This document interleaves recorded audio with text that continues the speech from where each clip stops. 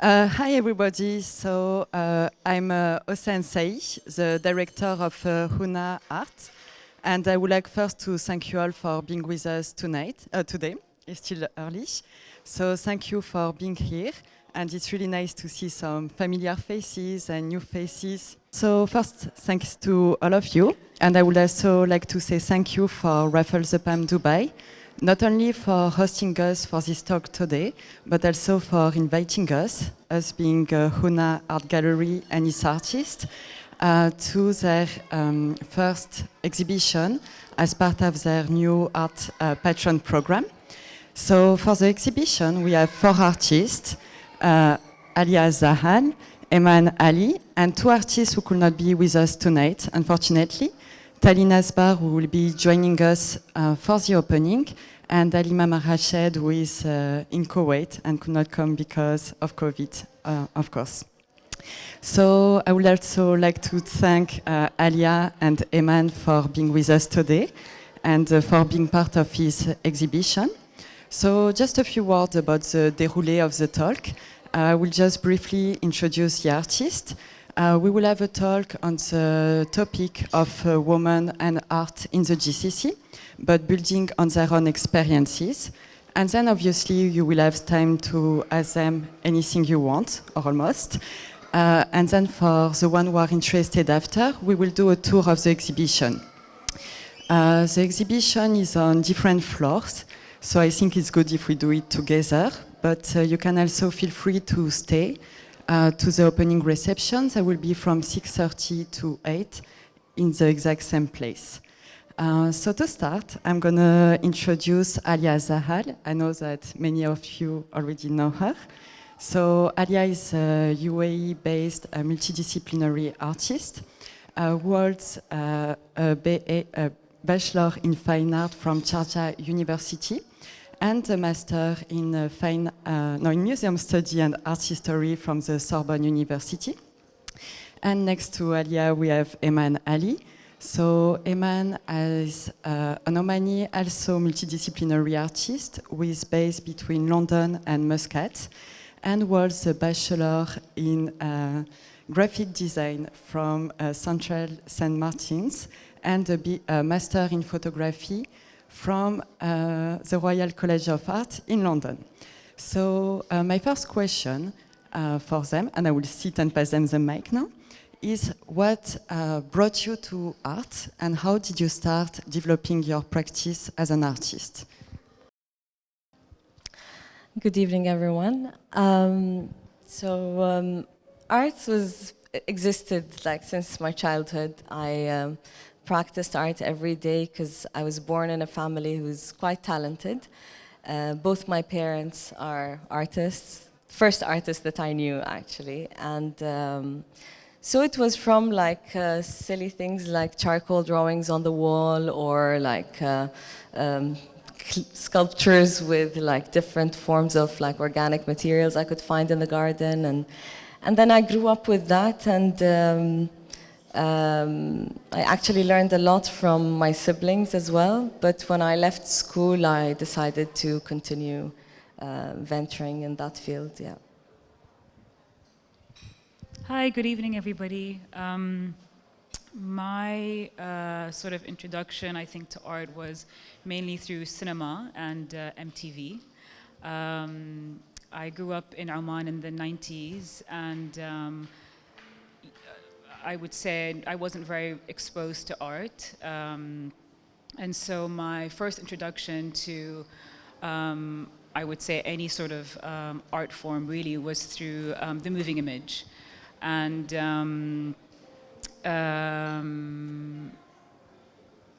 yeah, I think that's pretty much my beginning. My father, though, was an amateur photographer when he was younger, but that's something that I kind of learned much later because he never really spoke about it. I would also have to credit my brother, my eldest brother, who was studying at London at the time and would constantly sort of feed me all this knowledge about fashion. So that was also kind of my introduction into that world, this idea of, you know, the fantasy world, which I'm really interested in, and also which I think is really, you know, prevalent in cinema and moving image.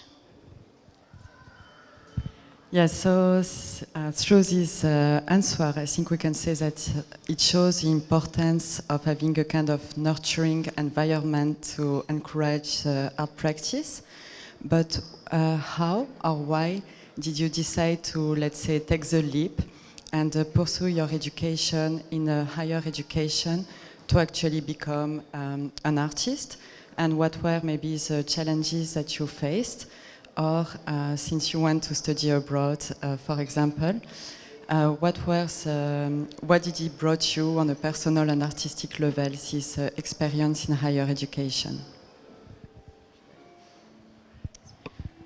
I think for me, the reason why I decided to study art was simply because I didn't really have access to art education when I was much younger. So I was really interested in exploring it further. I remember, you know, expressing that to my parents, and they said, well, if you decide to study fine art, you're never going to get a job. And so maybe you should consider something that is more design related. And so I started to look into it and see what courses were available, and graphic design was one of them.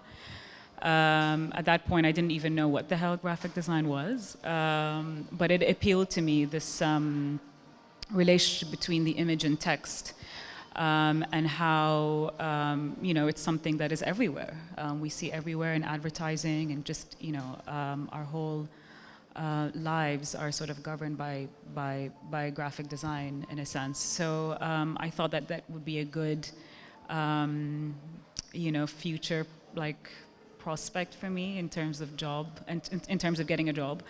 And so I decided to apply to Central St. Martin's in London.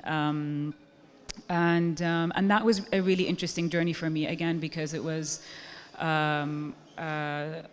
the first time that I studied anything really art related, and through the program I learned so much about the different art movements and different artists, different designers, and actually a lot of them I kind of already knew, not by name, but by their work and by their style, from all of the things that I was consuming when I was younger, which is cinema, the moving image, and a lot of the fashion designers that I loved referenced a lot of the artists that I learned about. So I always kind of had an indirect connection to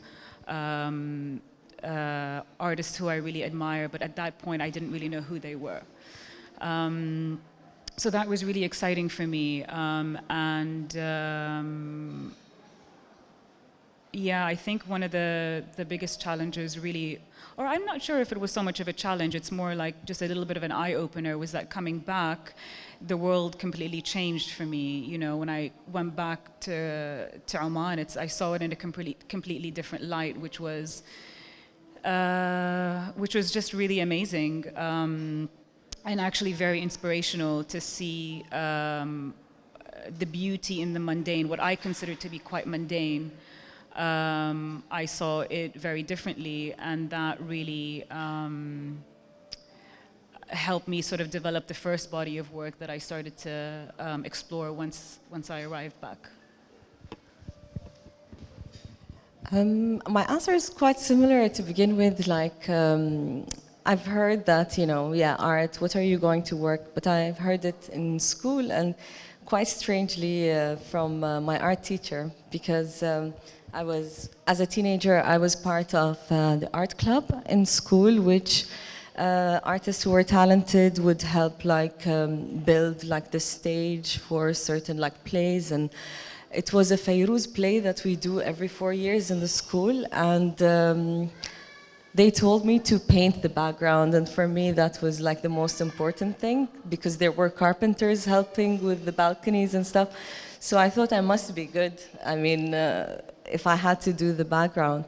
But then the teacher told me, he was joking, but I kind of took it seriously. He's like, okay, are you sure you want to do art? Like, ما بيأكل عيش, يعني you can't, you know, have bread. Like, it was a joke, but I thought, okay, maybe I'll do something else that I'm interested in. And something that I'm very interested in since I was growing up like little and still today is light, like actual light and lighting.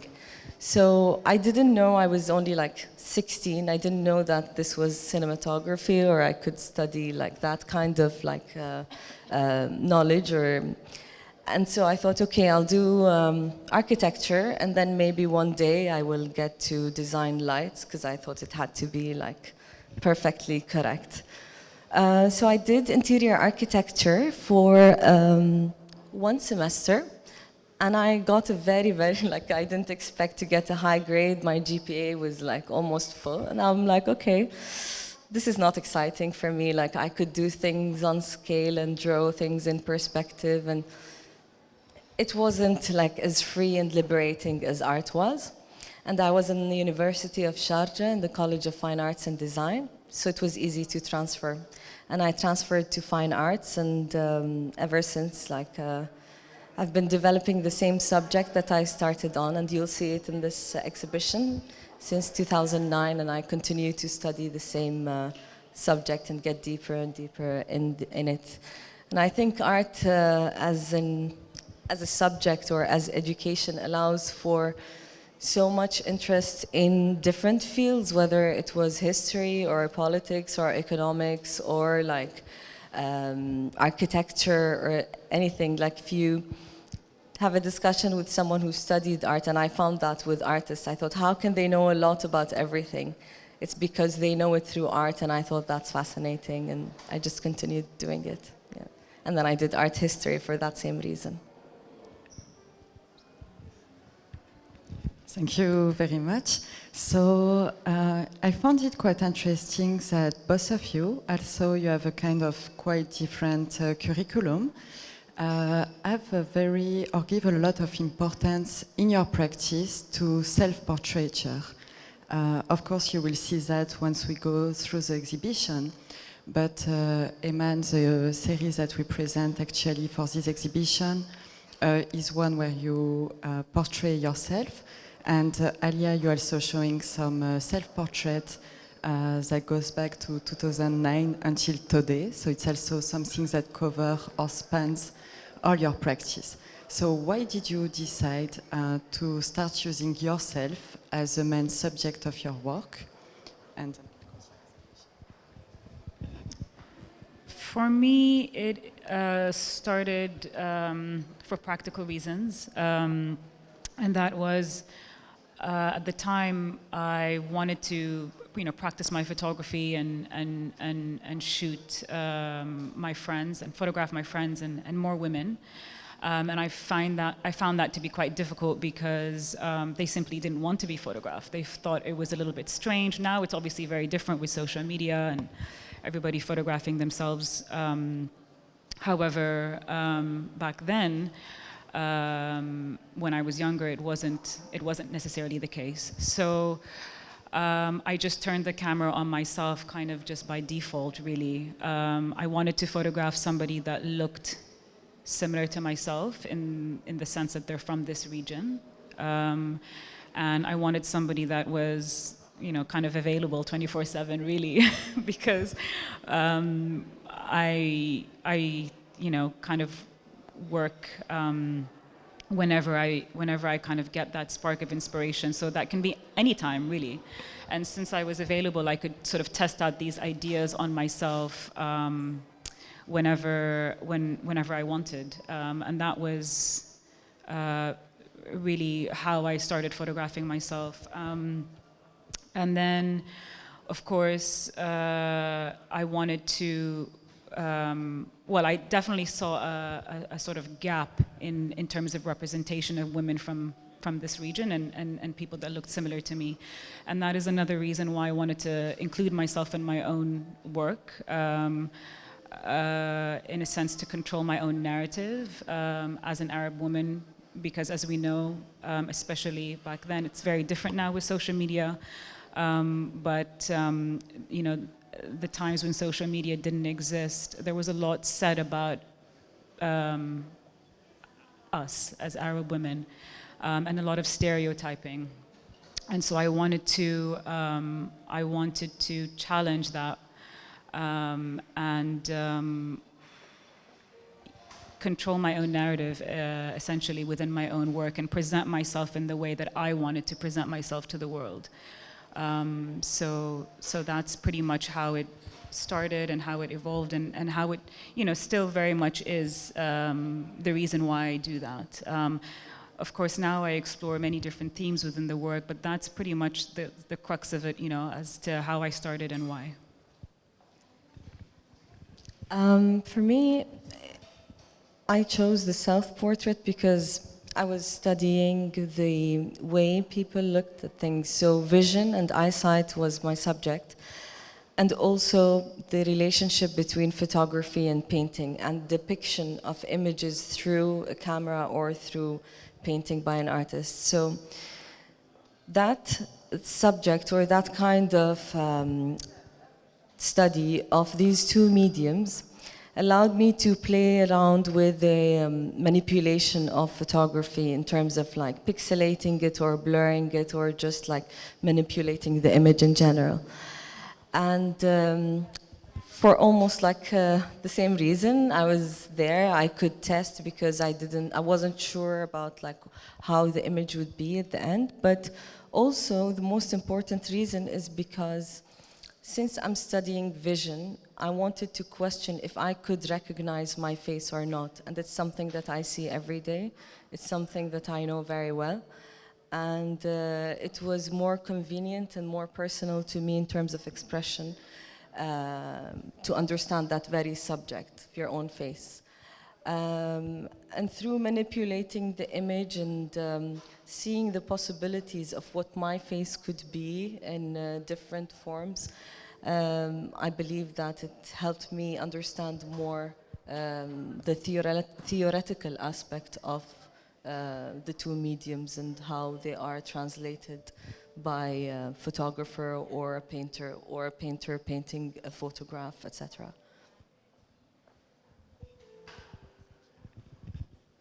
So there is obviously a lot of questions I want to ask you too, but I'm not going to pretend. We talk a lot together and we kind of always talk about this subject. This is a privilege of being a gallerist, I guess. And I know a few persons wanted to ask some questions, maybe to dive a bit deeper into your practice or some specific question. So please, if anyone wants to ask Alia or Eman some question, either about the exhibition or their practice or anything, just make me a little sign and I will bring the mic.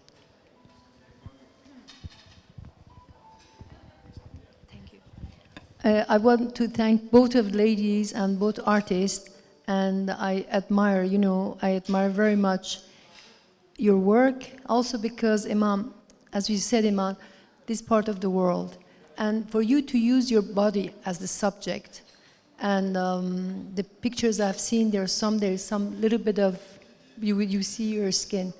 Was that a challenge for you to go back? Because like in this part of the world, we're always supposed to hide ourselves. And I remember, I'm 180, this height, and when I was growing up in Iran, I had to always bend, not to show my body. So for me, it's very revealing and it's very interesting to hear that you use yourself as a subject. Going back to Oman, was that like, how was the experience? And did you feel like I'm going to get judged by the culture? Thank you so much for your question. I think I'm judged even without really doing much. So that didn't really bother me. I think when I was growing up, I always heard people talk about this duality in personality, about being a certain somebody when you're back home and a certain somebody else when you're away.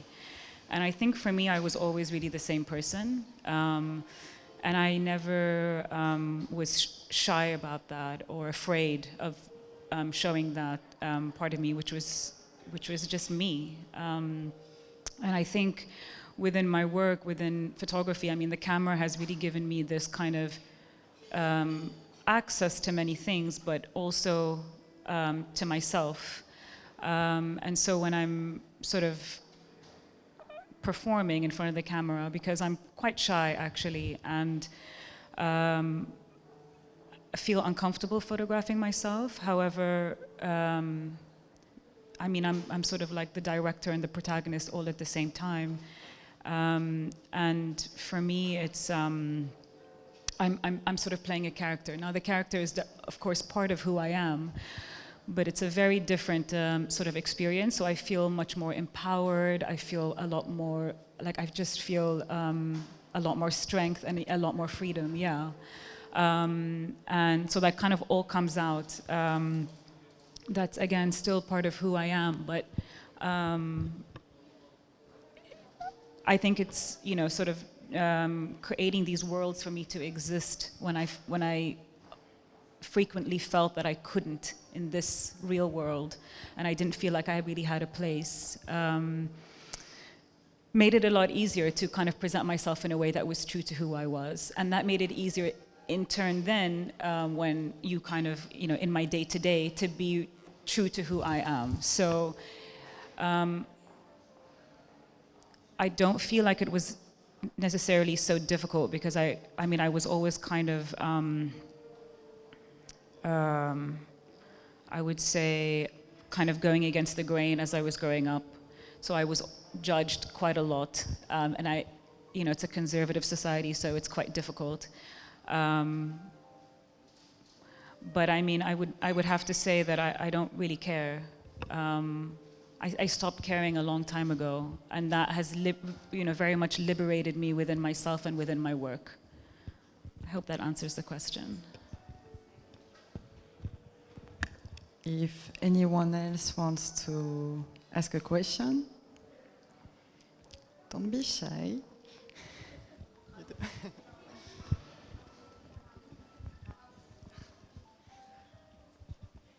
I don't want to ask this in a cliche way, but like just something that just popped into my head is whether you do any kind of censorship in your work. And just not to make it cliche, is it in a way that you think it kind of helps you out, the fact that there might be a need to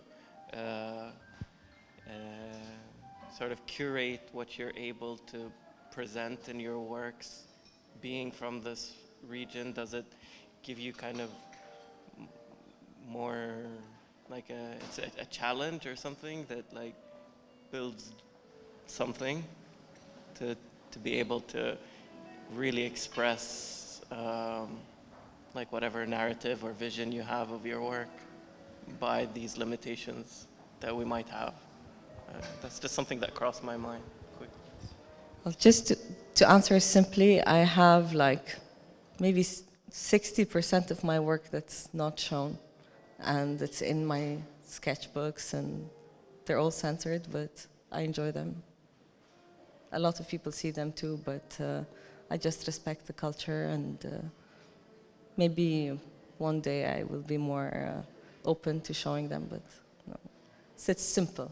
It's still enjoyable, yeah. I would say that I've really embraced restrictions and limitations. I actually really like to work within constraints, and that includes societal constraints.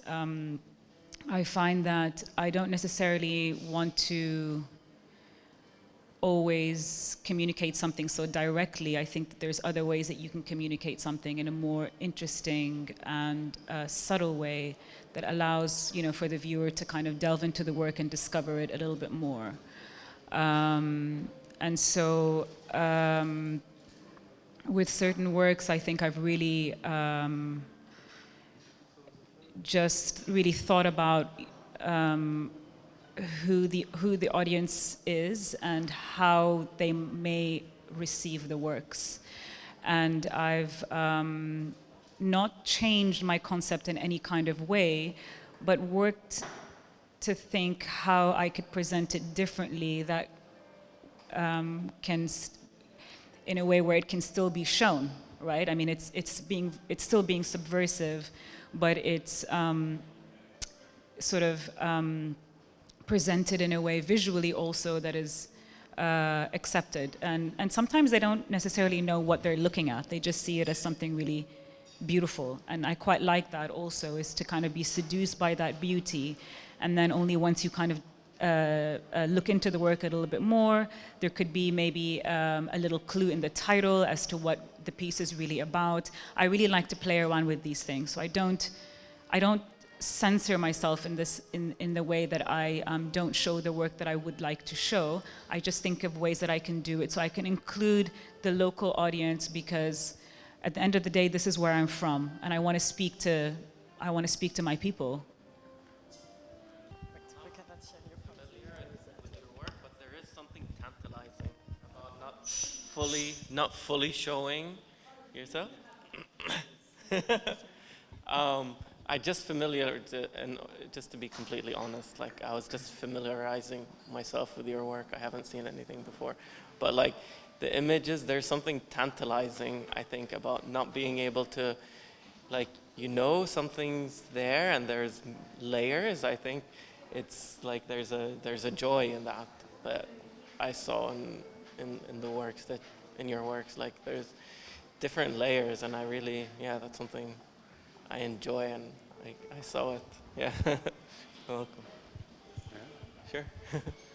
Yeah, I second that. I think that maybe allegory takes on a different kind of status when not everything can be permitted to be shown. My question relates to the discourses around feminism and gender. To what extent do you feel that your practice, both of your practices, enter into those conversations? And to what extent do you feel that those ideas are sort of mapped on in ways that don't necessarily apply globally? Where do feminisms apply, and where do they not quite map on to what you're doing? I mean, in terms of feminism as we know it, I'm not, that it doesn't speak to me in terms of concepts, in terms of movement. But what I like is that at the beginning, when I started doing like self-portraiture, a lot of the questions were, you're depicting yourself in the veil, you are presenting yourself, you are a Muslim woman, you are all of that. And like it was always about showing yourself. But what I was really focusing on is really the materiality of painting, studying painting, understanding what it is to hold a brush and create an image from within, and to like understand photography, understand light, and doing all of these like very small things that sometimes the viewer doesn't see, and most of the time actually don't see the process of.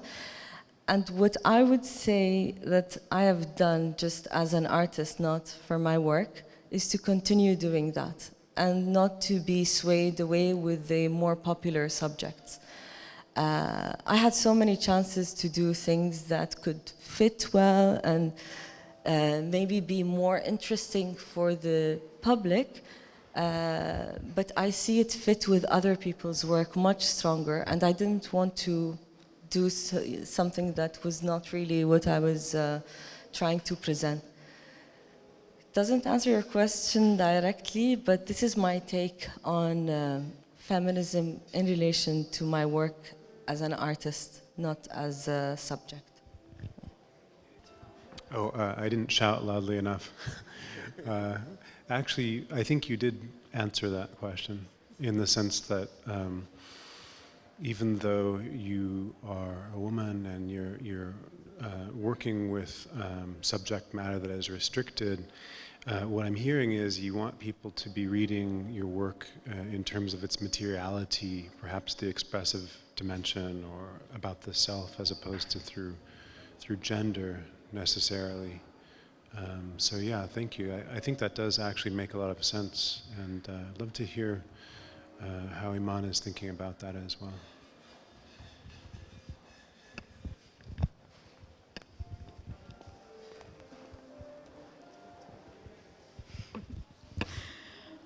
I loved your answer. That was really good.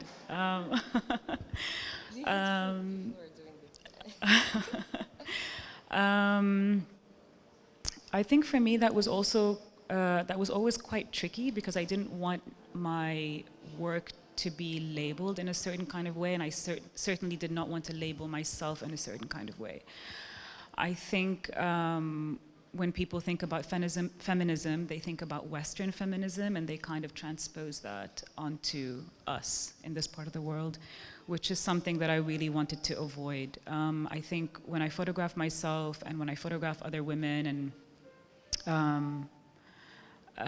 explore, different types of stories, I'm very conscious of the way somebody might interpret it in their own kind of way with regards to Western feminism. So I'm very careful to, in a sense, tell our story and our experience in a way that's true for us. And that means I have to have a lot of conversations with people that don't really understand how we go about and experience living in this part of the world. So I would say at the beginning of my practice, I certainly didn't necessarily think about that, although I know that it's the most obvious thing that people would automatically assume. But I just feel like there is a sort of presumption when you attach that label onto yourself as an art. I mean, I just want to speak about me really, because everybody's different, but I don't like labels. I don't like to be boxed in and for my work to be viewed through one sort of lens. And so I don't know if I'm answering your question really, but I suppose the representation of women and, I would say also communities that are sort of marginalized is something that is important in my work. I'm just very careful to not create a one-sided conversation, which I'm seeing people do that with my work sometimes, and I think it's because it's the only way. It's kind of easy. It's more palatable, to create one sort of like lens in which to see the work. But that for me is catering to a certain type of audience, and so there's a lot of sort of dismantling and sort of conversations that I need to have around that, which can be quite difficult and quite exhausting, if I'm to be honest. I don't know if that answers your question, sorry. I must have been rambling also. Does anyone maybe has a last question? Yes.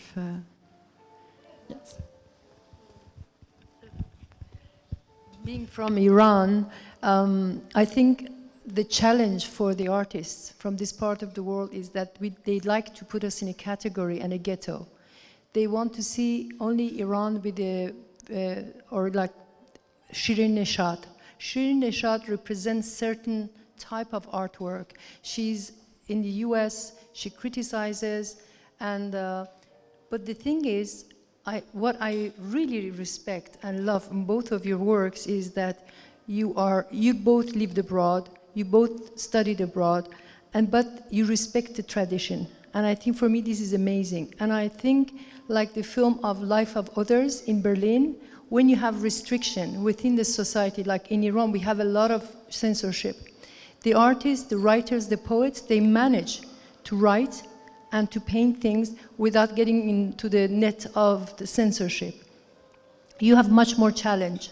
And I really respect and admire both of you because you want to have an audience here. You can live outside of Iran, outside of UAE or this part of the world and show whatever you want. But you take the challenge and that makes your work even stronger.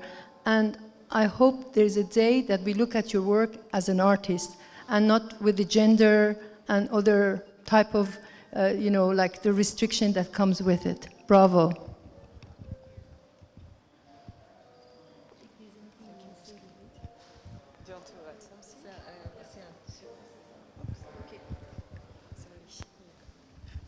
Hello, this is Haifa. I'm just wondering, as an artist, like, is there colors that affects, like you see it in your own painting without realizing it? Flesh tones for me. Yeah. Yeah, because of portraiture, I think. You see it upstairs, it's a little bit. Okay. No.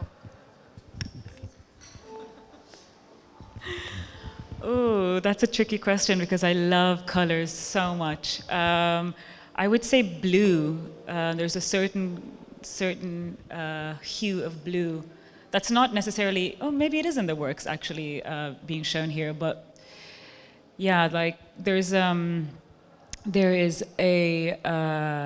film director who I really love by the name of David Lynch. And so, if you're familiar with his movies, there's a certain type of blue that he uses, which I love his films so much, and I think it just somehow filtered into my work unconsciously. So I would say the David Lynch blue. Yeah. Anyone else? Okay, so thank you very much for all your questions, and thanks to the two of you, of course. For the one who want to have a tour of the exhibition, I propose that we just go directly. And yeah, let's go, and thank you again.